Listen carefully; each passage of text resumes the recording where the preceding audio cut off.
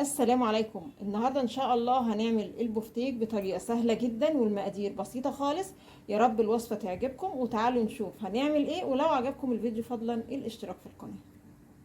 معايا هنا لحم بفتيك، هحطهم بين كيسين وافضل كده ادقدق عليهم لحد ما البفتيك معايا الانسجه تتفتح، وكمان اللحمه شرايح البفتيك يعني تبقى معايا رقيقه بالشكل ده. وخدوا بالكم يعني انا مش عايزه اهري قطع اللحم، يعني انا بس عايزه ان انا ارققها، يعني ما افضلش ادقدق عليها كده لغايه ما تتهري مني، لا مجرد بس انها تتفرد معايا وانسجتها تتفتح.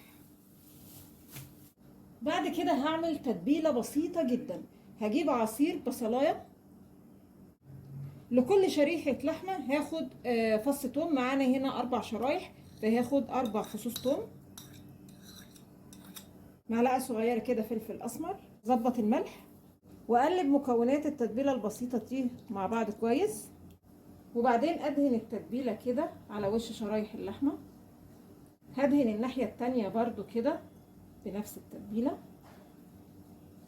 الاحسن طبعا ان احنا نبيت شرايح اللحمه كده في التلاجة بالشكل ده لتاني يوم، لكن لو مستعجلين مش اقل من 3-4 ساعات علشان شرايح اللحمه كده تكون اتشربت التتبيله وما تاخدش وقت معانا في السوا.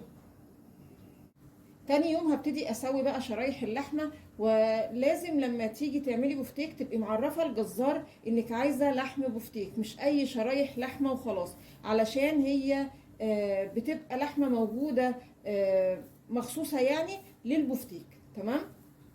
هبتدي بقى اغلفها كده بالفيجيتار او بالبقسماط زي ما تحبي. واحنا بنغلفها كده نضغط على الغلاف بتاعها علشان ما يقعش بعد كده واحنا بنحمرها. نضغط على الفيجيتار او على البقسماط على شريحة اللحمة كده.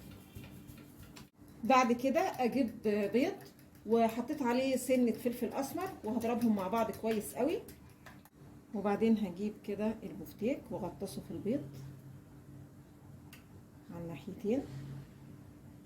بعد ما غلفتها بالبيض من ناحيتين هنزلها في طاسة القلية على طول، والنار تكون متوسطة، والزيت يعني مش هخليه لما يقدح، مجرد بس ان هو يسخن.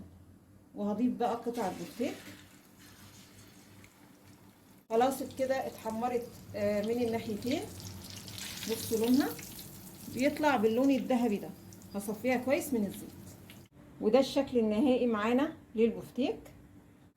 تعالوا بقى مع بعض نشوف ايه النتيجة. وعلشان البفتيك معانا يطلع كويس يبقى من البداية زي ما قلت لكم نجيب قطعة اللحم يعني الخاصة بالبفتيك، لان انا ممكن اعمل شرايح لحمة وتبقى رفيعة جدا بس هي مش لحمة بفتيك، هتلاقي معاكي البفتيك بيشد ومش حلو خالص.